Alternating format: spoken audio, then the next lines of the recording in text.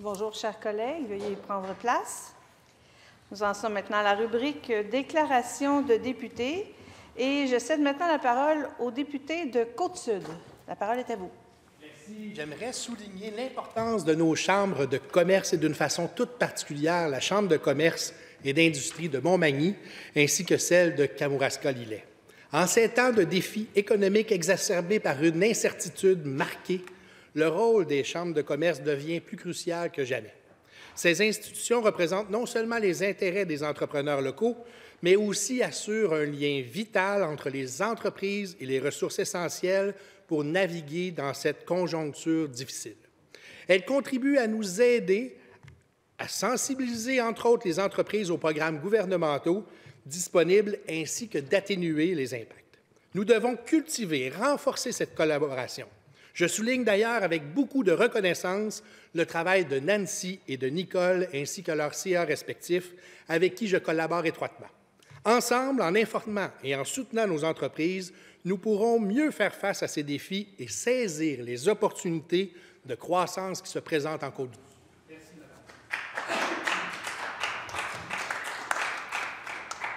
Merci, Monsieur le député. Je cède maintenant la parole à la députée de Mille-Îles. Merci, Madame la Présidente. Aujourd'hui, je tiens à rendre hommage à la Maison de la Sérénité, un lieu d'exception de notre communauté. Depuis maintenant 15 ans, cette maison de soins palliatifs offre bien plus que des soins de fin de vie. Elle offre un environnement empreint de dignité, de compassion et de respect pour les patients et leurs proches. Grâce à une équipe dévouée de professionnels et de bénévoles, la Maison de la Sérénité accompagne des personnes dans l'une des étapes les plus vulnérables de leur vie en leur offrant réconfort et humanité. Ce lieu, au bord de la rivière des Prairies, est absolument magnifique et permet aux familles de notre région de vivre ces moments difficiles dans la paix et le soutien. Je remercie sincèrement Mme Buchanan, tous les employés, les bénévoles, les donateurs qui contribuent à la Maison de la Sérénité. Votre travail est une source d'inspiration et grâce à vous, à l'imminence de la mort d'un proche. Bien, c'est la vie qu'on célèbre. Merci. Merci, Madame la députée. Je cède maintenant la parole au député de Saint-Jean. Madame la Présidente, le mois d'avril est le mois des enfants de militaires et j'ai envie de dire des familles militaires qui ont une vie très particulière considérant leurs nombreux déménagements d'un bout à l'autre du pays et à l'étranger. Ça peut être exaltant comme vie et comme travail, mais pour les conjointes et les conjoints et leurs enfants, pour la vie de famille, c'est un défi autant qu'une opportunité. Et c'est important chez nous. Saint-Jean-sur-Richelieu est une ville garnison qui abrite le Collège militaire royal de Saint-Jean et le centre de formation des recrues qui s'y succèdent par milliers à longueur d'année sous la supervision de plusieurs formateurs militaires.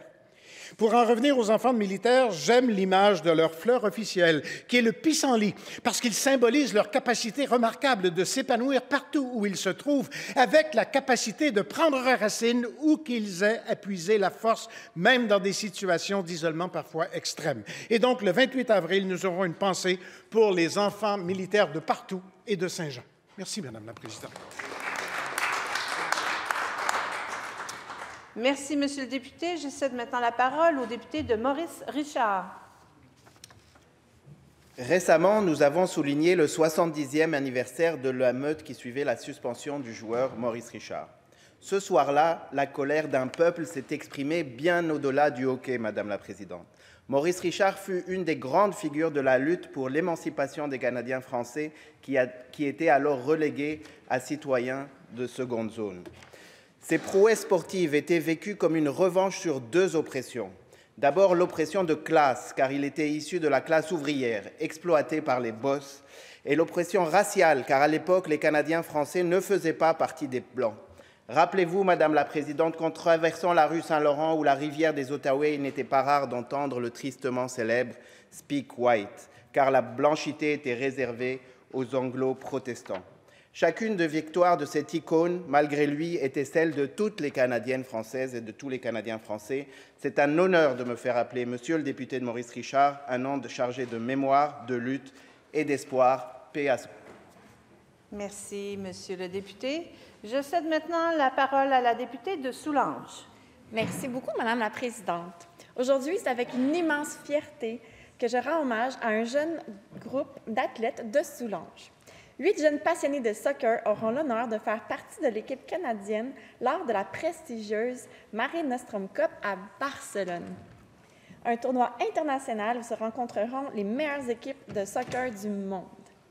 Chaque athlète incarne des valeurs de travail acharné, de détermination et de passion pour le sport. Ce tournoi représente bien plus qu'un simple événement sportif. C'est une rare occasion de se mesurer à l'élite mondiale. Nos jeunes athlètes ont travaillé sans relâche au cours des derniers mois en s'entraînant et en se mobilisant dans le cadre d'une campagne de financement pour réaliser leurs rêves. À tous ceux qui les soutiennent, les encouragent et croient en eux, un grand merci. Vous êtes une partie intégrante de cette aventure. Et à nos jeunes champions, bonne chance. J'ai hâte de vous voir briller sur cette scène internationale.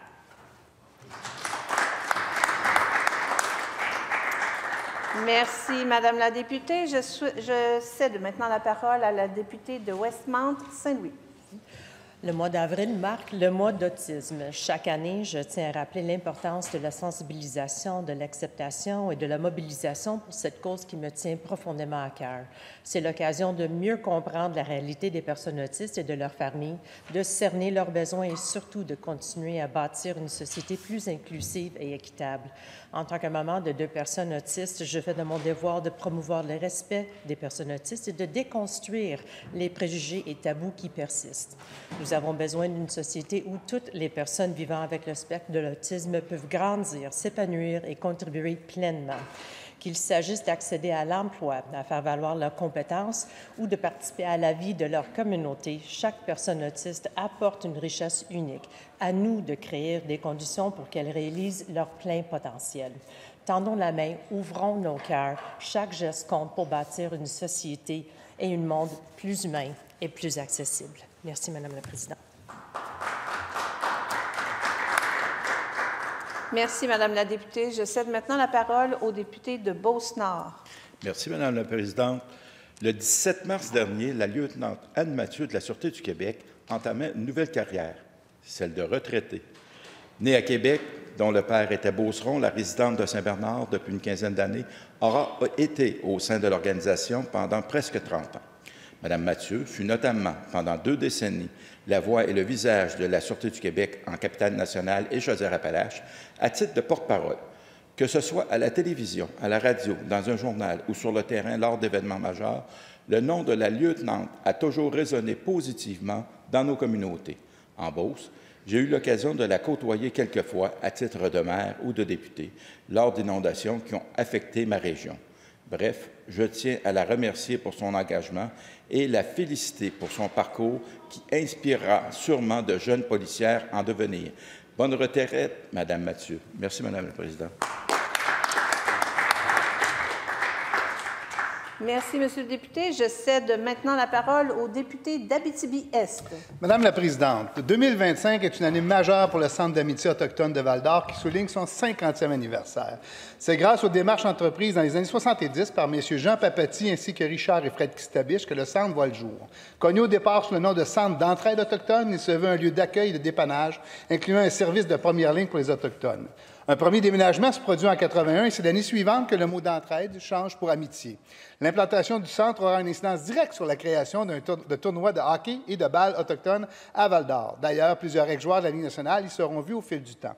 89 sera un tournant majeur pour le centre avec sa nomination de sa nouvelle directrice, Mme Édith Cloutier. Sous sa direction, le centre verra 3 nouveaux agrandissements. 25 août 1995, nouvel emplacement et nouveau bâtiment. 20 novembre 2003, nouveau pavillon qui double la superficie avec l'ajout d'un CPE. Et finalement, pour son 50e, le centre poursuit sa croissance avec un nouvel agrandissement d'une valeur de 60 millions à titre de carrefour de services pour la santé des communautés. Bon 50e.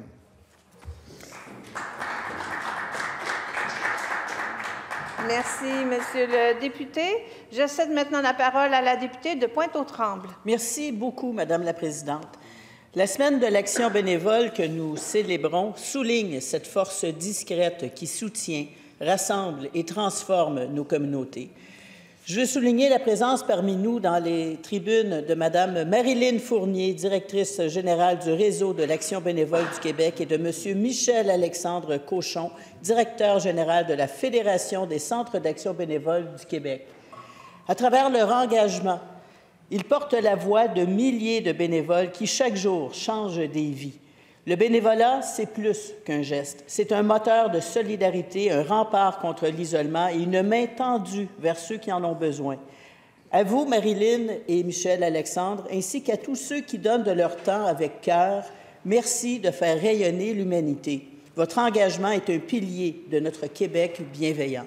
Merci, Madame la Présidente. Merci, Madame la députée. Je cède maintenant la parole à la députée de Laval des Rapides.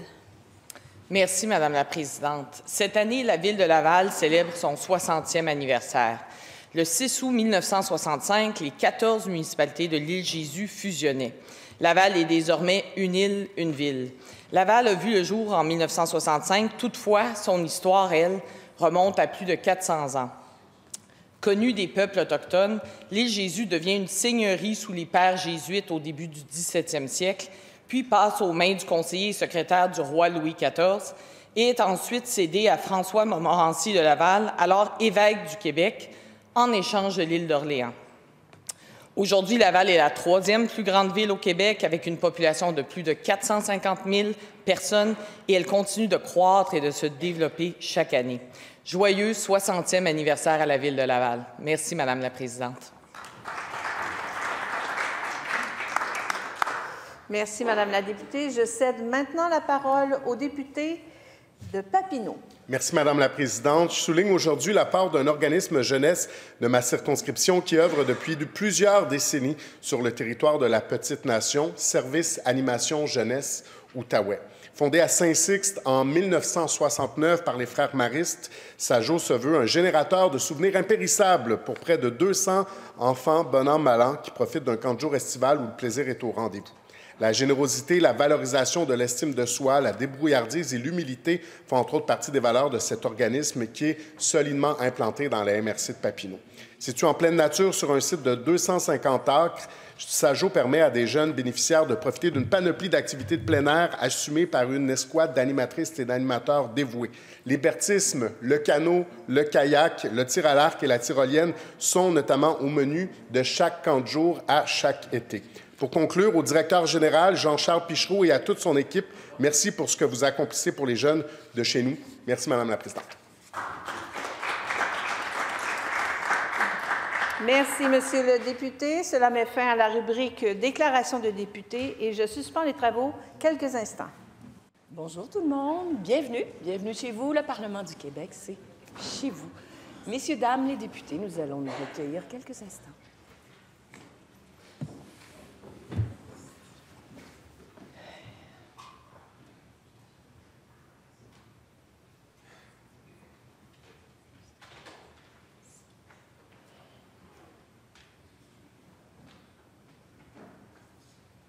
Je vous remercie beaucoup. Veuillez vous asseoir.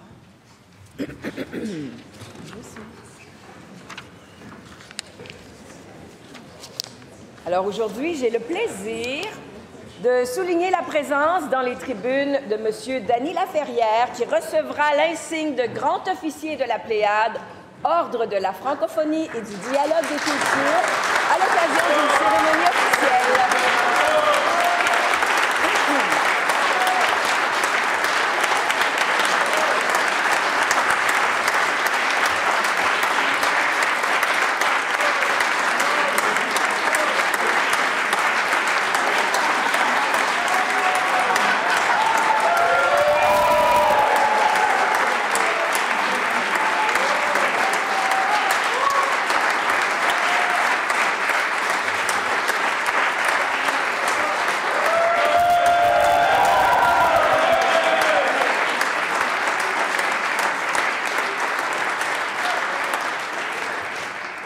Recevra une décoration que nous souhaitions tous lui offrir depuis maintenant 2 ans. Et nous poursuivons les affaires courantes. Aujourd'hui, il n'y a pas de déclaration ministérielle ni présentation de projet de loi. À la rubrique dépôt de documents, Monsieur le leader adjoint du gouvernement. Je dépose les réponses aux pétitions déposées en Chambre le 27 février 2025 par la députée de Westmount-Saint-Louis, le 20 mars 2025 par le député de Néligan, ainsi que la réponse à la question inscrite au feuilleton le 25 février 2025 par le député de Marquette. Merci. Ces documents sont déposés. Pour ma part, je dépose le rapport du directeur général des élections sur la mise en application de l'article 490 de la loi électorale dans le cadre de l'élection partielle du 17 mars 2025 dans la circonscription électorale de Terrebonne. J'informe également l'Assemblée que l'étude des crédits débutera le mardi 29 avril 2025 et se poursuivra jusqu'au jeudi 8 mai 2025, selon le calendrier convenu que je dépose maintenant. Et par ailleurs, est-ce qu'il y a consentement pour déroger à l'article 143 du règlement concernant l'horaire des travaux des commissions? Consentement? Consentement. À la rubrique « Dépôt de rapport de commission », Monsieur le Président de la Commission de la Santé et des Services sociaux et député de Beauce-Nord. Madame la Présidente, je dépose le rapport de la Commission de la Santé et des Services sociaux qui, les 1er, 2, 3, 8 et 9 avril 2025, a procédé à l'étude détaillée du projet de loi numéro 83, loi favorisant l'exercice de la médecine au sein du réseau public de la santé et des services sociaux. La Commission a adopté le texte du projet de loi avec des amendements. Merci beaucoup, Madame la Présidente. Bravo. Ce rapport est déposé à la rubrique « Dépôt de pétition ». Monsieur le député de Jacques-Cartier. Merci beaucoup, Madame la Présidente. Je dépose l'extrait d'une pétition adressée à l'Assemblée nationale signée par 205 pétitionnaires, désignation citoyenne et citoyenne du Québec. Les faits invoqués sont les suivants. Attendu qu'environ 150 000 immigrants italiens sont installés au Québec au cours de la période qui a immédiatement suivi la Seconde Guerre mondiale, attendu qu'à cette époque, un nombre important des enfants immigrants italiens se sont vus refuser l'accès aux écoles catholiques de la langue française et ont été amenés à fréquenter des écoles catholiques de la langue anglaise, entendu que ces refus d'accès à des écoles catholiques de la langue française étaient sans justification. L'intervention réclamée se résume ainsi. Nous, signataires, demandons au gouvernement du Québec de reconnaître qu'au cours de la période qui a immédiatement suivi la Seconde Guerre mondiale, un nombre important des enfants des immigrants italiens se sont vus refuser injustement l'accès aux écoles publiques catholiques françaises du Québec. D'exprimer ses regrets que le système d'éducation publique catholique française du Québec de l'après-Seconde Guerre mondiale ait permis de refuser l'accès aux écoles catholiques françaises à de nombreux enfants des familles des immigrants italiens.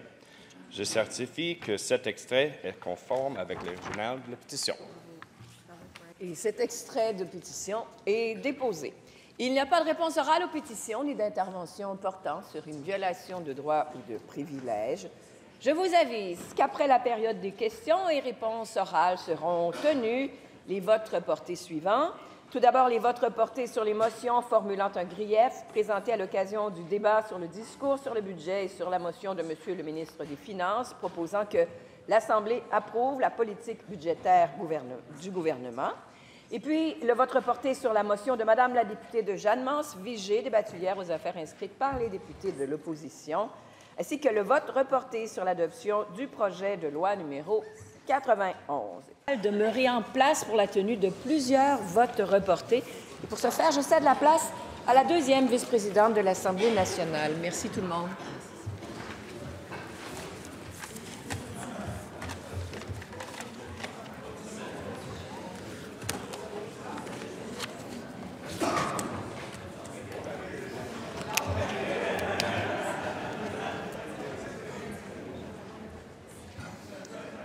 Tel que mentionné précédemment, nous en sommes à la rubrique « Vote reporté ». Comme annoncé, nous allons maintenant procéder au vote reporté sur les motions formulant un grief présentées à l'occasion du débat sur le discours sur le budget et sur la motion de le ministre des Finances proposant que l'Assemblée approuve la politique budgétaire du gouvernement. Je mets aux voix la motion formulant un grief présentée par Monsieur le député de Marguerite-Bourgeois. Cette motion se lit comme suit. Que l'Assemblée nationale blâme sévèrement le gouvernement caquiste, multirécidiviste, des déficits pour son manque de vision, de rigueur et de contrôle dans sa gestion des finances publiques. Le vote est maintenant ouvert.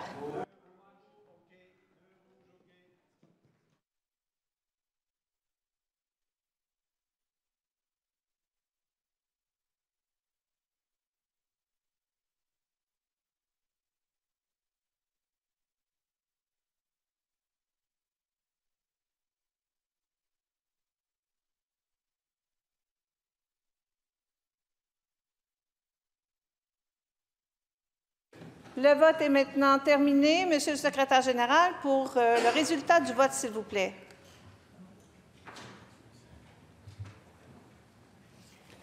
Pour 29, contre 69, aucune abstention. La motion est rejetée. Je mets maintenant aux voix la motion formulant un grief présentée par Mme la députée de Verdun. Cette motion se lit comme suit. Que l'Assemblée nationale blâme le gouvernement pour son refus d'inclure au budget de nouvelles mesures permettant d'aller chercher des revenus additionnels auprès des plus fortunés de notre société afin d'atténuer les impacts de l'austérité caquiste sur la population québécoise. Le vote est maintenant ouvert.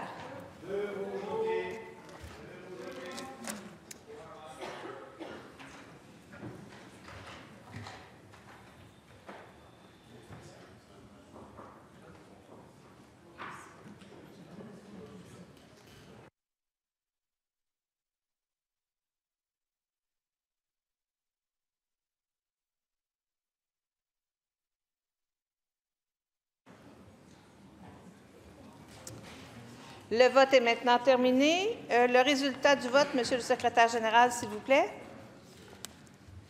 Pour 8, contre 90, aucune abstention. Donc, la motion est rejetée. Je mets aux voix la motion formulant un grief présentée par Monsieur le député de Jean Talon. Cette motion se lit comme suit. Que l'Assemblée nationale blâme sévèrement le gouvernement pour son budget 2025-2026 qui prévoit un déficit historique de 13,6 milliards de dollars en raison d'un manque de vision et d'une mauvaise gestion des finances publiques. Un vote. Oui, Monsieur le leader adjoint du gouvernement. Présidente, je vous propose de reprendre le même vote que celui de la motion du député de Marguerite Bourgeois. Consentement. Consentement, Monsieur le secrétaire général. Pour 29, contre 69, aucune abstention. Motion est donc rejetée. Je mets maintenant aux voix la motion formulant un grief présentée par Monsieur le chef de l'opposition officielle. Cette motion se lit comme suit. Que l'Assemblée nationale blâme sévèrement le gouvernement caquiste pour le dépôt d'un budget 2025-2026 qui établit un nouveau déficit record et pour son incapacité à offrir aux Québécois et aux Québécoises les services auxquels ils ont droit. Monsieur le leader du gouvernement... Madame la Présidente, je vous propose de reprendre le même vote que celui de la motion du député de Marguerite Bourgeois. Consentement. Monsieur le secrétaire général. Pour 29, contre 69, aucune abstention. La motion est donc rejetée. Je mets aux voix la motion formulant un grief présentée par Monsieur le député de Laurier-Dorion. Cette motion se lit comme suit. Que l'Assemblée nationale blâme le gouvernement de la CAQ et la ministre de l'Habitation pour son manque de volonté politique pour régler la crise du logement et pour l'absence de nouveaux investissements pour la construction de logements sociaux et de mesures structurantes pour contrôler la spirale inflationniste et spéculative dans le secteur de l'habitation dans le budget 2025-2026. Le vote est maintenant ouvert.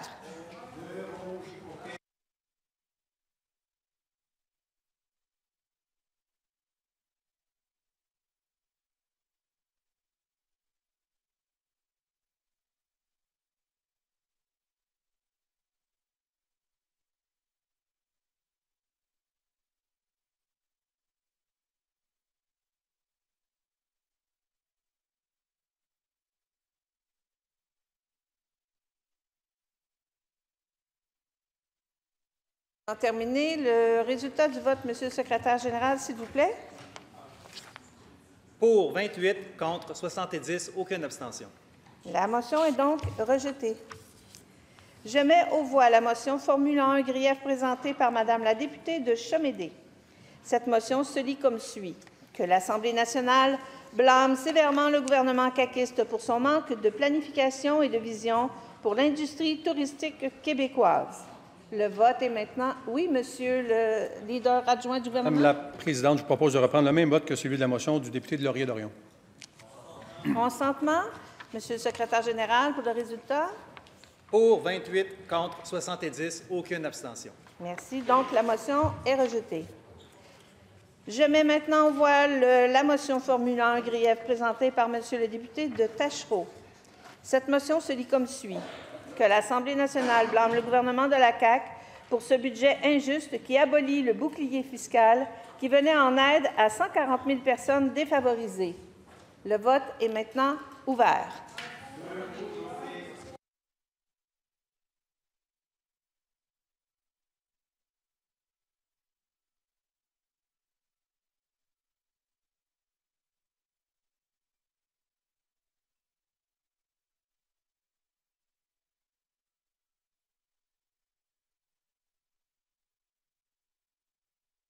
Le vote est maintenant terminé. Monsieur le secrétaire général, pour le résultat du vote, s'il vous plaît. Pour 28, contre 69, une abstention. La motion est donc rejetée. Je mets maintenant aux voix la motion formulant un grief présentée par Mme la députée de Lapinière. Cette motion se lit comme suit. Que l'Assemblée nationale blâme sévèrement le gouvernement caquiste pour le dépôt du budget 2025-2026 qui ne répond pas aux besoins pressants et croissants des personnes aînées en matière de soutien à domicile. Monsieur le leader du gouvernement. Je vais reprendre le même vote que celui de la motion du député de Laurier-Dorion. Consentement. Monsieur le secrétaire, pour le résultat. Pour 28, contre 70, aucune abstention. La motion est donc rejetée. Je mets maintenant aux voix la motion formulant un grief présentée par Monsieur le député de Jean Lesage. Cette motion se lit comme suit. Que l'Assemblée nationale blâme le gouvernement de la coalition Avenir Québec et son ministre de l'Éducation pour son budget 2025-2026 qui n'est pas à la hauteur des défis énormes du système d'éducation qui mettent à mal la réussite des élèves, tels que la pénurie de main-d'œuvre, la vétusté des écoles et le système à 3 vitesses à l'origine de la ségrégation scolaire. Monsieur le leader adjoint du gouvernement. Madame la présidente, je vous propose de reprendre le même vote que celui de la motion du député de Laurier-Dorion. Consentement. Consentement, Monsieur le secrétaire général. Pour 28, contre 70, aucune abstention. Merci. La motion est donc rejetée. Je mets maintenant aux voix la motion formulant un grief présentée par Madame la députée de Bourassa-Sauvé. Cette motion se lit comme suit. Que l'Assemblée nationale blâme sévèrement le gouvernement caquiste pour le dépôt d'un budget 2025-2026 qui ne couvre pas les besoins du réseau de l'éducation. Le vote est maintenant. Oui, Monsieur le leader du gouvernement. Madame la présidente, je vous propose de reprendre le même vote que celui de la motion du député de Laurier-Dorion. Consentement, Monsieur le secrétaire général. Pour 28, contre 70, aucune abstention. Merci. La motion est donc rejetée. Je mets maintenant aux voix la motion formulant un grief présentée par Monsieur le député de Maurice Richard. Cette motion se lit comme suit. Que l'Assemblée nationale blâme le gouvernement de la CAQ et la ministre de l'Économie, de l'Innovation et de l'Énergie pour son budget qui ne prévoit ni mesure de nationalisation des parcs éoliens, ni investissement significatif dans la transition écologique et qui prive le Québec de leviers stratégiques et de revenus essentiels pour l'État dans un contexte où investir massivement dans l'énergie propre et publique constitue à la fois une nécessité écologique et une opportunité écologique majeure pour le Québec. Monsieur le leader adjoint du gouvernement. Madame la présidente, je vous propose de reprendre le même vote que celui de la motion de la députée de Verdun. Consentement. Monsieur le secrétaire général. Pour 8, contre 90, aucune abstention. La motion est donc rejetée. Je mets maintenant aux voix la motion formulant un grief présentée par Madame la députée de Darcy-McGee. Cette motion se lit comme suit. Que l'Assemblée nationale blâme sévèrement le gouvernement caquiste pour avoir déposé un budget 2025-2026 qui ne garantit pas les ressources et les moyens requis pour répondre aux besoins des usagers, ni de maintenir durablement les services sociaux à la population. Monsieur le leader adjoint du gouvernement. Madame la présidente, je propose de reprendre le même vote que celui de la motion du député de Laurier-Dorion. Consentement. Monsieur le secrétaire. Pour 28, contre 70, aucune abstention. La motion est donc rejetée. Je mets maintenant en voix la motion formulant un grief présentée par Madame la chef du deuxième groupe d'opposition. Cette motion se lit comme suit. Que l'Assemblée nationale blâme le gouvernement de la CAQ de ne pas répondre à travers son budget aux vraies doléances des travailleurs et travailleuses, ceux et celles qui sont les vrais créateurs et créatrices de richesses. Monsieur le leader du Madame la présidente, je propose de reprendre le même vote que celui de la motion du député de Laurier-Dorion. Consentement. Monsieur le secrétaire général. Pour 28, contre 70, aucune abstention. La motion est donc rejetée. Je mets maintenant aux voix la motion formulant un grief présentée par M. le député d'Hochelaga-Maisonneuve. Cette motion se lit comme suit.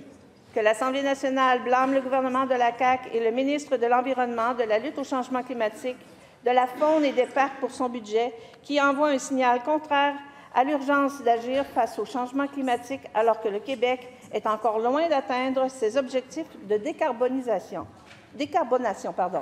Monsieur le leader du gouvernement. Madame la présidente, je propose de reprendre le même vote que celui de la motion du député Tachereau. Est-ce qu'il y a consentement? Consentement. Donc, Monsieur le secrétaire général. Pour 28, contre 69, une abstention. La motion est donc rejetée. Je mets maintenant aux voix la motion formulant un grief présentée par Madame la députée de Mille-Îles. Cette motion se lit comme suit. Que l'Assemblée nationale blâme sévèrement le gouvernement caquiste pour son incapacité de répondre à la crise du logement en négligeant à la fois le soutien à la construction résidentielle et l'adoption de mesures facilitant l'accès à la propriété. Monsieur le leader du gouvernement. Madame la présidente, je propose de reprendre le même vote que celui de la motion du député de Laurier-Dorion. Est-ce qu'il y a consentement? Consentement, donc, le secrétaire général, s'il vous plaît. Pour 28, contre 70, aucune abstention. La motion est donc rejetée. Je mets maintenant aux voix la motion formulant un grief présenté par Madame la députée de Sainte-Marie-Saint-Jacques. Cette motion se lit comme suit. Que l'Assemblée nationale blâme sévèrement le gouvernement de la CAQ d'abandonner la réussite éducative des élèves autochtones et de faire fi des constats alarmants faits par la vérificatrice générale du Québec sur la réussite éducative des élèves autochtones. Monsieur le leader du gouvernement. Madame la présidente, je propose de reprendre le même vote que celui de la motion du député de Laurier-Dorion. Est-ce qu'il y a consentement? Consentement, Monsieur le secrétaire. Pour 28, contre 70, aucune abstention. La motion est donc rejetée. Je mets maintenant aux voix la motion formulant un grief présentée par Madame la députée de Westmount-Saint-Louis. Cette motion se lit comme suit. Que l'Assemblée nationale blâme sévèrement le gouvernement caquiste pour avoir sabré les budgets en sécurité publique alors que le Québec est confronté à une augmentation importante de violences et de sinistres. Monsieur le leader du gouvernement. Madame la présidente, je propose de reprendre le même vote que celui de la motion du député de Laurier-Dorion. Consentement? Consentement. Donc, Monsieur le secrétaire général. Pour 28, contre 70, aucune abstention. La motion est donc rejetée. Je mets maintenant aux voix la motion formulant un grief présentée par Madame la députée de Mont-Royal-Outremont. Cette motion se lit comme suit. Que l'Assemblée nationale blâme sévèrement le gouvernement caquiste pour son improvisation et son budget 2025-2026, qui, avec ses compressions, fragilise l'enseignement supérieur et fait perdre du terrain à nos cégeps et à nos universités. Monsieur le leader du gouvernement. Madame la présidente, je propose de reprendre le même vote que celui de la motion du député de Marguerite Bourgeois. Consentement? Consentement, Monsieur le secrétaire général. Pour 29, contre 69, aucune abstention. La motion est donc rejetée. Je mets maintenant aux voix la motion formulant un grief présentée par Monsieur le député de Saint-Henri-Sainte-Anne. Cette motion se lit comme suit. Que l'Assemblée nationale blâme le gouvernement de la CAQ pour l'absence de plan d'action dans son budget afin de répondre adéquatement à l'ensemble des recommandations du rapport Laurent et veiller au bien-être des enfants du Québec, particulièrement ceux sous la protection de l'État. Monsieur le leader du gouvernement. Madame la présidente, je propose de reprendre le même vote que celui de la motion du député de Laurier-Dorion. Consentement?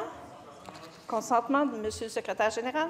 Pour 28, contre 70, aucune abstention. La motion est donc rejetée. Je mets maintenant aux voix la motion formulant un grief présentée par Monsieur le député de Saint-Jérôme.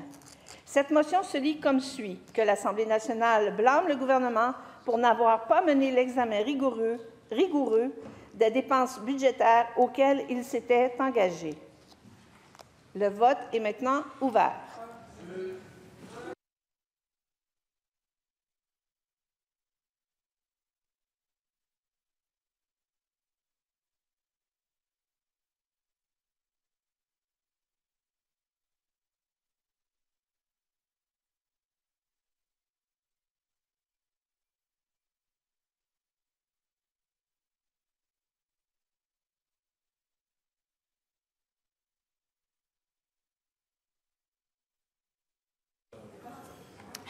Le vote est maintenant fermé. Monsieur le secrétaire général, pour le résultat du vote. Pour 21, contre 77, aucune abstention. La motion est rejetée. Je mets maintenant aux voix la motion formulant un grief présentée par Monsieur le député de Pontiac. Cette motion se lit comme suit. Que l'Assemblée nationale blâme sévèrement le gouvernement caquiste pour son budget qui affaiblit encore davantage un réseau déjà fragilisé par une réforme introduisant une structure additionnelle, par un ajout de fonctionnaires et une diminution des services directs à la population. Monsieur le leader adjoint du gouvernement, et j'aimerais l'entendre, s'il vous plaît. Madame la présidente, je propose de reprendre le même vote que celui de la motion du député de Marguerite Bourgeois. Est-ce qu'il y a consentement? Consentement. Donc, Monsieur le secrétaire général? Pour 29, contre 69, aucune abstention. La motion est donc rejetée. Je mets maintenant aux voix la motion formulant un grief présentée par Madame la députée de Notre-Dame-de-Grâce. Cette motion se lit comme suit. Que l'Assemblée nationale blâme sévèrement le gouvernement caquiste pour son manque de vision et d'investissement dans la lutte à la pauvreté et la lutte aux inégalités sociales. Monsieur le leader du gouvernement? Présidente, je propose de reprendre le même vote que celui de la motion du député de Laurier-Dorion. Consentement? Consentement, Monsieur le secrétaire général? Pour 28, contre 70, aucune abstention. La motion est rejetée. Je mets maintenant aux voix la motion formulant un grief présentée par Monsieur le député de Rosemont. Cette motion se lit comme suit. Que l'Assemblée nationale blâme sévèrement le gouvernement de la CAQ de son choix de soumettre le réseau de la santé et des services sociaux à un sous-financement chronique pour les prochaines années. Monsieur le leader du gouvernement? Madame la présidente, je propose de reprendre le même vote que celui de la motion du député de Laurier-Dorion. Consentement? Consentement, Monsieur le secrétaire, s'il vous plaît. Pour 28, contre 70, aucune abstention. La motion est rejetée. Je mets maintenant aux voix la motion formulant un grief présenté par Madame la députée de Robert Baldwin. Cette motion se lit comme suit. Que l'Assemblée nationale blâme sévèrement le gouvernement caquiste pour son inaction dans le dossier des maisons d'hébergement pour femmes victimes de violences conjugales, et ce malgré la situation critique dans laquelle celle-ci se trouve. Monsieur le leader du gouvernement? Madame la présidente, je propose de reprendre le même vote que celui de la motion du député de Laurier-Dorion. Consentement? Monsieur le secrétaire général? Pour 28, contre 70, aucune abstention. La motion est donc rejetée. Je mets maintenant aux voix la motion formulant un grief présentée par Madame la députée de Sherbrooke. Cette motion se lit comme suit. Que l'Assemblée nationale blâme sévèrement le gouvernement de la CAQ de ne pas assurer les investissements nécessaires pour mettre en œuvre le virage urgent vers des services de soins et de maintien à domicile recommandés par la commissaire à la santé et au bien-être afin de répondre adéquatement aux défis colossaux du vieillissement de la population québécoise. Monsieur le leader du gouvernement? Madame la présidente, je propose de reprendre le même vote que celui de la motion du député de Laurier-Dorion. Consentement? Monsieur le secrétaire général? Pour 28, contre 70, aucune abstention. La motion est donc rejetée. Je mets maintenant aux voix la motion formulant un grief présentée par Monsieur le député d'Acadie. Cette motion se lit comme suit.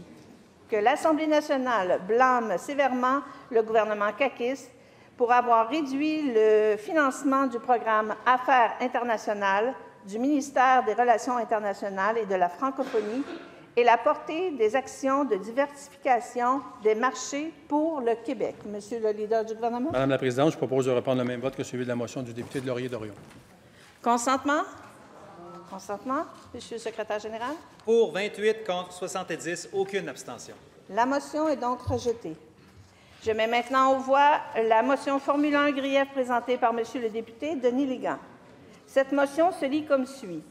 Que l'Assemblée nationale blâme sévèrement le gouvernement caquiste pour le dépôt d'un budget 2025-2026 qui place au dernier rang de ses priorités le transport collectif. Monsieur le leader du gouvernement? Madame la présidente, je propose de reprendre le même vote que celui de la motion du député de Laurier-Dorion. Consentement, merci. Monsieur le secrétaire général? Pour 28, contre 70, aucune abstention. La motion est donc rejetée. Enfin, je mets aux voix la motion de Monsieur le ministre des Finances proposant que l'Assemblée approuve la politique budgétaire du gouvernement. Le vote est maintenant ouvert.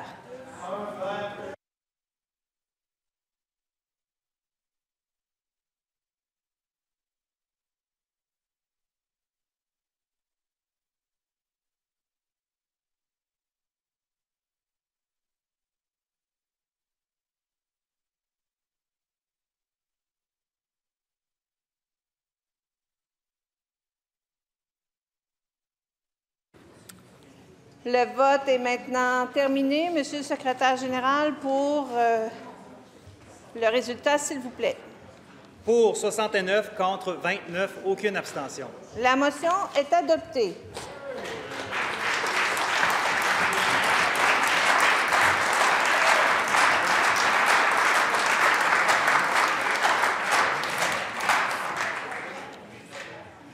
Nous allons maintenant procéder au vote reporté sur la motion de Mme la députée de Jeannemance-Vigée, débattue hier aux affaires inscrites par le député de l'opposition. Cette motion se lit comme suit. Que l'Assemblée nationale constate qu'en date de la dernière reddition de comptes réalisée le 30 novembre 2024, plus d'un tiers des projets visés par la loi concernant l'accélération de certains projets d'infrastructure ne sont toujours pas en phase de réalisation, et ce, malgré les pouvoirs exceptionnels contenus dans la loi. Qu'elle prenne acte de l'annulation du report ou de la mise sur pause de nombreux projets d'infrastructure dans la foulée de la publication du Plan québécois des infrastructures 2025-2035. Qu'enfin, l'Assemblée nationale constate que l'inscription d'un projet au Plan québécois des infrastructures ne constitue plus une garantie raisonnable de réalisation d'un tel projet. Le vote est maintenant ouvert.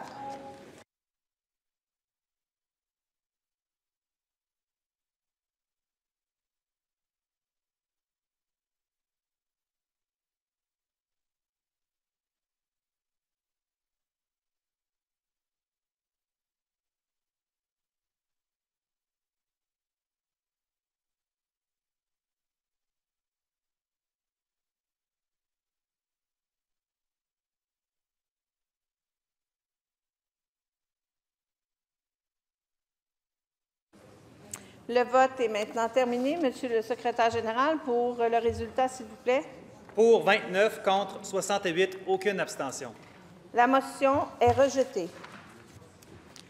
Nous allons maintenant procéder au vote reporté sur la motion de Monsieur le ministre de la Justice proposant que le projet de loi numéro 91, loi instaurant le tribunal unifié de la famille au sein de la Cour du Québec, soit adopté. Le vote est maintenant ouvert.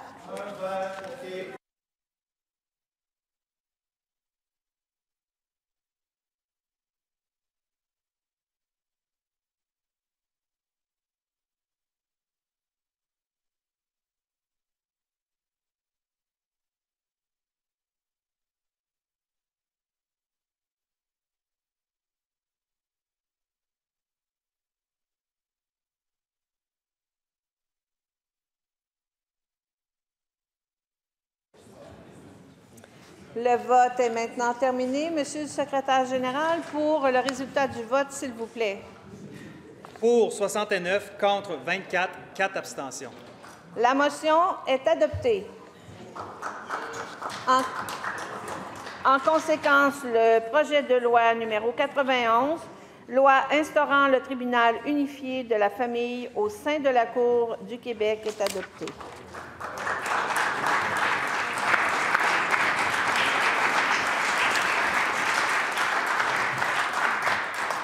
Nous en sommes maintenant à la rubrique « Motions sans préavis ».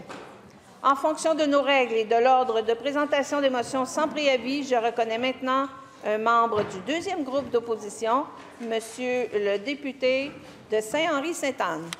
Merci beaucoup, Madame la Présidente. Je sollicite le consentement de cette Assemblée pour présenter la motion suivante, conjointement avec la ministre des Relations internationales et de la francophonie, le député de l'Acadie, le député de Jean Talon, la députée de Vaudreuil et le député de Saint-Jérôme. Que l'Assemblée nationale souligne le 60e anniversaire de la doctrine Gérin-Lajoie, énoncée le 12 avril 1965 par le ministre Paul Gérin-Lajoie, qui a affirmé le droit du Québec à exercer une action internationale autonome dans ses domaines de compétences. Qu'elle reconnaisse que cette doctrine a jeté les bases de la politique internationale du Québec, lui permettant de signer ses propres ententes internationales et de promouvoir ses spécificités. Qu'elle constate que dans un contexte de crise mondiale, il est plus que jamais nécessaire que le Québec parle en son nom propre sur la scène internationale. Qu'elle réaffirme l'importance pour le Québec de maintenir une présence active et affirmée sur la scène internationale en cohérence avec les principes établis par la doctrine Gérin-Lajoie, qu'enfin l'Assemblée nationale demande au gouvernement du Québec d'élargir la portée de la doctrine Gérin-Lajoie. Merci, Monsieur le député. Y a-t-il consentement pour débattre de cette motion?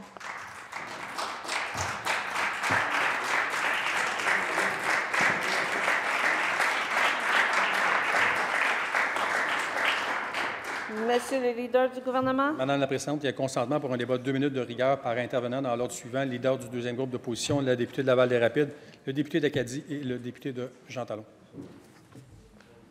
Donc, je comprends qu'il y a consentement pour un débat de 2 minutes de rigueur et je cède maintenant la parole au député de Saint-Henri-Sainte-Anne. Merci, Madame la Présidente. Il est toujours essentiel de rappeler les grands jalons de notre histoire. La doctrine Gérin-Lajoie en est un, et non des moindres. Elle a marqué un tournant décisif dans l'affirmation du Québec sur la scène internationale en posant les bases d'un véritable agir étatique québécois. En 1965, Paul Gérin-Lajoie, dans un discours visionnaire, a porté la voix d'un Québec qui se transformait, porté par l'élan de la Révolution tranquille. Ce moment charnière a tracé une ligne claire. Ce qui relève des compétences du Québec ici doit aussi relever du Québec partout ailleurs dans le monde. Depuis 60 ans, aucun gouvernement n'a remis en cause cette doctrine. Ce consensus est révélateur de son importance fondamentale. C'est une preuve de sa légitimité et de son enracinement dans notre projet national. Mais il ne suffit pas d'en faire éloge, Madame la Présidente, il faut y être fidèle pleinement. Les relations internationales ne peuvent pas être réduites à la seule dimension économique. Ces dernières années, nous avons vu un tel glissement et c'est une erreur parce que notre parole vaut bien plus. En effet, nos représentations à l'étranger, délégations, bureaux, antennes, doivent incarner le Québec dans toute sa richesse. Son économie, oui, mais sa langue, sa culture, son identité, sa solidarité, son histoire, sa diplomatie et surtout son aspiration à être maître chez lui. La doctrine Gérin-Lajoie, c'est bien plus qu'un principe administratif, c'est un acte de foi en notre capacité d'agir en tant que nation. Elle incarne un Québec qui s'affirme, qui refuse de se taire, qui choisit d'exister pleinement. Et il faut aller plus loin, Madame la Présidente, car la logique de cette affirmation internationale, c'est la construction d'une véritable politique étrangère nationale, non pas dans les limites qu'on nous impose, mais dans celles que nous choisirons collectivement. Ce chemin-là, c'est celui d'un Québec souverain, d'un Québec libre, d'un Québec pays. Merci. Bravo.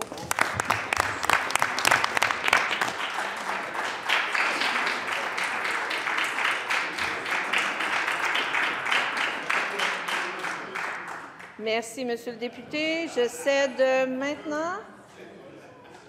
maintenant la parole à la députée de Laval-des-Rapides. La parole est à vous. Merci, Madame la Présidente. Il y a 60 ans, le 12 avril 1965, devant les membres du corps consulaire de Montréal, le vice-président du Conseil exécutif du Québec et ministre de l'Éducation, M. Paul Gérin-Lajoie, prononce un discours qui marquera profondément le Québec. Ce discours deviendra la doctrine Gérin-Lajoie, un symbole fort de la Révolution tranquille. Elle se résume ainsi. Ce qui est de notre compétence chez nous est également de notre compétence partout. Autrement dit, le Québec possède une voix et une personnalité propre dans le monde. C'est précisément cette idée qui deviendra le fondement de l'action du Québec sur la scène internationale. Une idée qui a été mise en pratique par tous les gouvernements successifs au Québec depuis. Le Québec est aujourd'hui un acteur reconnu et respecté à l'étranger. Nous sommes membres de plein droit de l'Organisation internationale de la francophonie, de l'OIF, depuis 1971. C'est la seule organisation internationale où nous siégeons de manière autonome et parlons de notre propre voix pour promouvoir la langue française. Depuis 10 ans seulement, le Québec a conclu 122 ententes internationales, notamment en matière d'éducation, de sécurité sociale et de reconnaissance des qualifications professionnelles. À ce jour, notre réseau diplomatique est fort de 34 représentations dans 19 pays. Ce réseau est un outil d'influence d'exception qui fait l'envie de nombreux États infranationaux.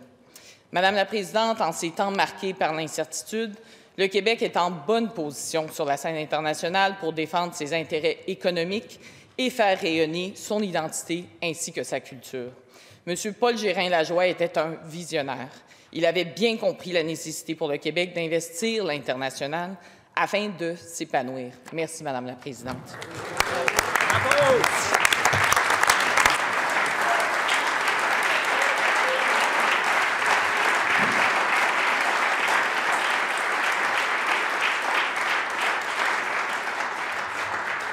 Merci, Madame la députée. Je cède maintenant la parole au député d'Acadie. Madame la Présidente, je souhaite aujourd'hui rendre hommage à l'un des bâtisseurs visionnaires du Québec moderne, Paul Gérin-Lajoie, un ministre libéral pour son rôle déterminant dans l'affirmation internationale du Québec. Le 12 avril 1965, à l'Hôtel Windsor de Montréal, devant les membres du corps consulaire, il prononce un discours devenu historique. C'est dans cette allocution qu'il énonce la désormais célèbre formule « Toute compétence interne implique une compétence externe ». Avec cette idée aussi simple qu'audacieuse, il jetait les bases de ce que nous appelons aujourd'hui la doctrine Gérin-Lajoie. Ce principe a permis au Québec de revendiquer un rôle actif sur la scène internationale dans les domaines relevant de sa compétence. Que ce soit en culture, en environnement, en francophonie ou en développement international, le Québec a pu, grâce à cette vision, tisser des liens diplomatiques, conclure des ententes et prendre sa place dans les grands enjeux du monde. La doctrine Gérin-Lajoie n'était pas une déclaration théorique. Aujourd'hui encore, la voix du Québec résonne dans les forums internationaux grâce à cette impulsion donnée il y a plus de 60 ans. Les délégations du Québec à l'étranger, notre présence au sein de l'Organisation internationale de la francophonie et notre engagement en matière de coopération internationale s'inscrivent dans cette trajectoire ouverte par Paul Gérin-Lajoie. Son héritage dépasse les frontières, il est vivant dans chaque mission que nous menons à l'international, dans chaque partenariat que nous nouons et dans cette conviction profonde que le Québec a quelque chose à dire au monde. Merci.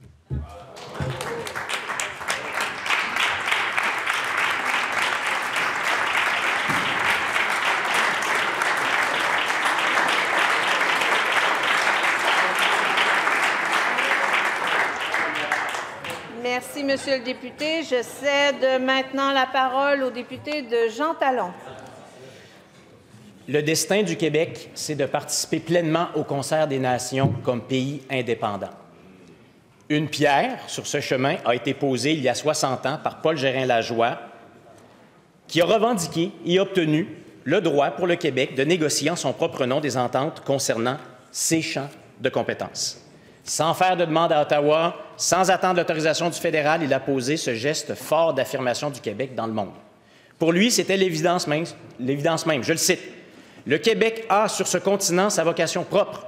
Il est plus qu'un simple État fédéré parmi d'autres. Il est l'instrument politique d'un groupe culturel distinct et unique dans la grande Amérique du Nord. » Aujourd'hui, on pourrait dire dans le monde. Ce titre singulier, celui de nation, et cette vocation singulière, celle de former un État de plus en plus souverain, confirmait à ses yeux le droit inaliénable des Québécois de participer directement aux affaires étrangères. C'est pour nous et pour tous ceux qui aspirent à la pleine émancipation politique du Québec une source d'inspiration très vive encore aujourd'hui. Grâce à lui, le Québec est, sans conteste, l'État non encore souverain qui a le réseau diplomatique le plus étendu au monde.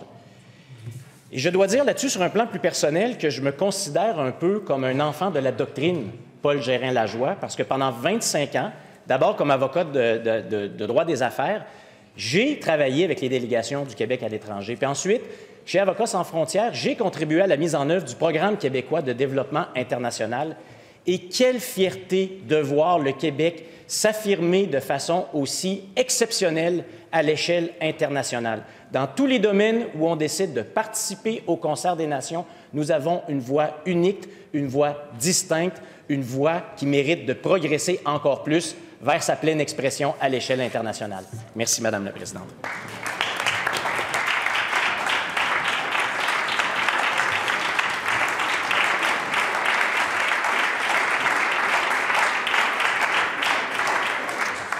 Merci, Monsieur le député. Cette motion est-elle adoptée? Adoptée. Je suis maintenant prête à entendre un membre du troisième groupe d'opposition, Monsieur le député de Matane-Matapédia, pour votre motion, s'il vous plaît. Madame la Présidente, je sollicite le consentement des membres de cette Assemblée afin de présenter, conjointement avec le député de Beau-Sud, le député de Saint-Jérôme et la députée de Vaudreuil, la motion suivante. Que l'Assemblée nationale déplore l'iniquité dans les prix de l'essence entre le Québec et les autres provinces qu'elle énonce qu'il s'agit d'une injustice pour les consommateurs québécois et d'un désavantage concurrentiel intenable pour les entreprises québécoises, qu'elle rappelle que l'Assemblée nationale du Québec a réitéré à l'unanimité le 9 avril 2025 son intention de maintenir le système de plafonnement et d'échange de droits d'émission SPEDE, qu'elle invite le gouvernement à utiliser d'autres moyens afin d'harmoniser les prix avec les provinces voisines.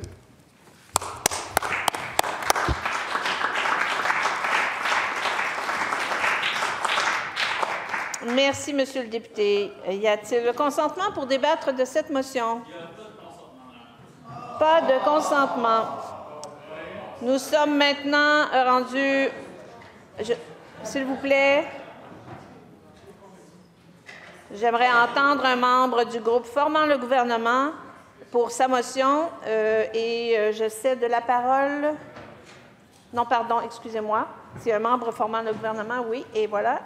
Je cède maintenant la parole au ministre de la Culture et des Communications. Merci, Madame la Présidente. Je sollicite le consentement de cette Assemblée afin de présenter la motion suivante, conjointement avec la députée de Robert Baldwin, le député de Jean Lesage, la députée de Terrebonne, le député de Saint-Jérôme et la députée de Vaudreuil.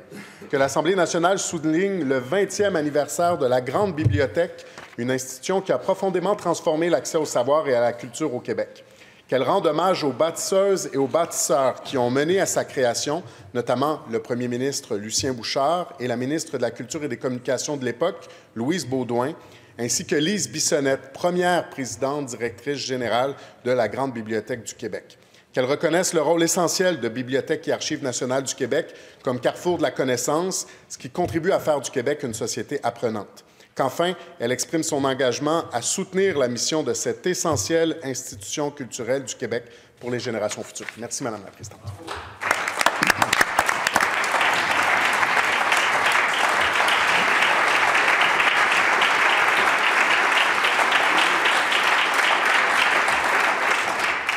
Merci, Monsieur le ministre. Y a-t-il le consentement pour débattre de cette motion? Consentement sans débat. Cette motion est-elle adoptée? Je suis maintenant prête à entendre un membre de l'opposition officielle, Monsieur le député d'Acadie. Madame la Présidente, je sollicite le consentement de cette Assemblée afin de présenter la motion suivante, conjointement avec le leader du deuxième groupe d'opposition et la députée de Vaudreuil. Que l'Assemblée nationale se dissocie formellement des propos du ministre de l'Immigration, de la francisation et de l'intégration, assimilant les demandeurs d'asile à la misère du monde. Qu'elle rappelle que le Québec est notamment riche d'une diaspora haïtienne qui contribue avec brio à son développement économique, culturel et social, nonobstant les circonstances parfois tragiques de son implantation au Québec. Qu'enfin, elle enjoigne le gouvernement du Québec et du Canada de travailler de concert, notamment avec les organismes communautaires, afin de gérer avec efficacité et humanité la vague anticipée de demandeurs d'asile. Merci, Madame la Présidente.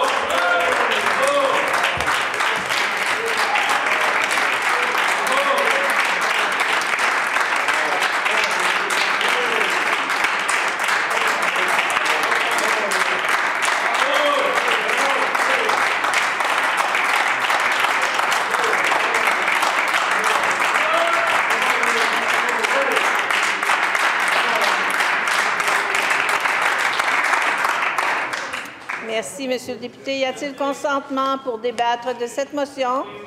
Il n'y a pas de consentement.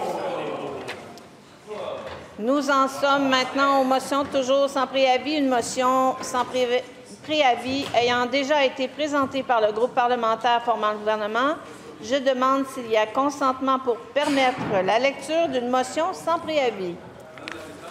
Conformément à l'article 146 du règlement de l'Assemblée nationale, afin que la Commission des relations avec les citoyens, dans le cadre de l'étude du projet de loi 95, loi favorisant l'équité dans l'accès aux services de garde éducatifs à l'enfance subventionnés, dispensés par les titulaires de permis, procède à des consultations particulières et tient des auditions publiques le mercredi 23 avril 2025, après les avis touchant les travaux de commission vers 11h15 jusqu'à 13h05 et de 15h à 18h15, le jeudi 24 avril 2025 Après les avis touchant les travaux de commission vers 11h15 jusqu'à 12h50 et de 14h à 16h25 et le mardi 20 mai 2025 de 9h45 à 12h10. Qu'à cette fin, la commission entend les personnes et organismes suivants: Conseil québécois des services éducatifs à la petite enfance, Association des garderies privées du Québec, Association des garderies non subventionnées en installation, Rassemblement des garderies privées du Québec, Association des cadres de centre de la petite enfance, Fédération de la santé et des services sociaux, Confédération des syndicats nationaux, Fédération des intervenantes en petite enfance, Centrale des syndicats du Québec, Vérificatrice générale du Québec, Fédération étudiante collégiale du Québec, Rassemblement pour la laïcité, Collectif petite enfance, Ma place au travail, Commission de la santé et des services sociaux des Premières Nations du Québec et du Labrador, Assemblée des Premières Nations Québec-Labrador, Association québécoise des centres de la petite enfance, qu'une période de 12 minutes soit prévue pour les remarques préliminaires réparties de la manière suivante: 6 minutes pour le groupe parlementaire formant le gouvernement, 3 minutes 36 pour l'opposition officielle, 1 minute 12 au deuxième groupe d'opposition, 1 minute 12 pour le député indépendant, que la durée maximale de l'exposé de chaque organisme soit de 10 minutes et l'échange avec les membres de la commission soit d'une durée maximale de 35 minutes partagées ainsi: 17 minutes 30 secondes pour le groupe parlementaire formant le gouvernement, 10 minutes 30 secondes pour l'opposition officielle, 3 minutes 30 secondes pour le deuxième groupe d'opposition, 3 minutes 30 secondes pour le député indépendant, qu'une suspension de 5 minutes soit prévue entre les échanges avec chaque personne et organisme, que le ministre de la Famille soit membre de la dite commission pour la durée du mandat. La Commission des transports et de l'environnement poursuivra l'étude détaillée du projet de loi numéro 81, loi modifiant diverses dispositions en matière d'environnement. Monsieur le... Ah, excusez, je suis allé trop vite. Je ne vous suivais plus. Donc, pour la première motion que Monsieur le leader vient de lire, est-ce qu'il y a consentement pour débattre de cette motion? Consentement. Cette motion est-elle adoptée? Adoptée. Nous arrivons maintenant à la rubrique avis touchant les travaux des commissions. Monsieur le leader du gouvernement adjoint, s'il vous plaît. Les transports et de l'environnement poursuivra l'étude détaillée du projet de loi numéro 81, loi modifiant diverses dispositions en matière d'environnement, aujourd'hui après les affaires courantes jusqu'à 13h à la salle du Conseil législatif et de 14h à 16h30 à la salle Pauline-Marois. La Commission des relations avec les citoyens poursuivra l'étude détaillée du projet de loi 84, loi sur l'intégration nationale, aujourd'hui après les affaires courantes jusqu'à 13h de 14h à 16h30 à la salle Marie-Claire Kirtland. La Commission de l'agriculture, des pêcheries, de l'énergie et des ressources naturelles poursuivra l'étude détaillée du projet de loi 69, loi assurant la gouvernance responsable des ressources énergétiques et modifiant diverses dispositions législatives, aujourd'hui après les affaires courantes jusqu'à 13h et de 14h à 16h30 à la salle Louis-Joseph Papineau. La Commission de la culture et de l'éducation entreprendra les consultations particulières et les auditions publiques sur le projet de loi 94, loi visant notamment à renforcer la laïcité dans le réseau d'éducation et modifiant diverses dispositions législatives, après les avis touchant les travaux des commissions jusqu'à 13h05 et de 14h à 16h25, ainsi que le mardi 22 avril 2025 de 9h45 à 12h10 à la salle Louis-Polyte Lafontaine. La Commission des finances publiques poursuivra l'étude détaillée du projet de loi numéro 82, loi concernant l'identité numérique nationale et modifiant d'autres dispositions aujourd'hui après les affaires courantes jusqu'à 13h à la salle Pauline-Marois. Est-ce qu'il y a consentement pour déroger à l'article 143 du règlement concernant l'horaire des travaux des commissions? Consentement. Je vous avise pour ma part que la commission spéciale sur les impacts des écrans et des réseaux sociaux sur la santé et le développement des jeunes se réunira en séance de travail aujourd'hui de 13h à 14h à la salle Louis-Joseph Papineau afin d'organiser les travaux de la commission. Je vous avise également que la commission spéciale sur les impacts des écrans et des réseaux sociaux sur la santé et le développement des jeunes se réunira en séance de travail virtuelle le lundi 14 avril 2025 de 15h30 à 17h afin d'organiser les travaux de la commission. Est-ce qu'il y a consentement pour déroger à l'article 19.1 du règlement concernant la semaine de travail en circonscription? Consentement. Nous en sommes maintenant à la rubrique renseignements sur les travaux de l'Assemblée. Je vous informe qu'il y aura sanction du projet de loi 91, loi instaurant le tribunal unifié de la famille au sein de la Cour du Québec, aujourd'hui à 12h15 au bureau de son honorable la lieutenant-gouverneur. Je vous avise de plus que l'interpellation prévue pour le vendredi 25 avril 2025 portera sur le sujet suivant: l'impasse de la troisième voie caquiste face au refus du Canada de donner suite aux demandes historiques du Québec. Monsieur le député de Jean Talon s'adressera alors à Monsieur le ministre responsable des Relations canadiennes. La période des affaires courantes étant terminée, nous allons maintenant passer aux affaires du jour. Monsieur le leader adjoint du gouvernement. Madame la Présidente, je vous demande d'ajourner nos travaux au 22 avril 2025 à 13h40. Je souhaite à tous et à toutes une bonne Pâques. Cette motion est-elle adoptée? En conséquence, nous ajournons nos travaux au mardi 22 avril 2025 à 13h40. Merci beaucoup tout le monde.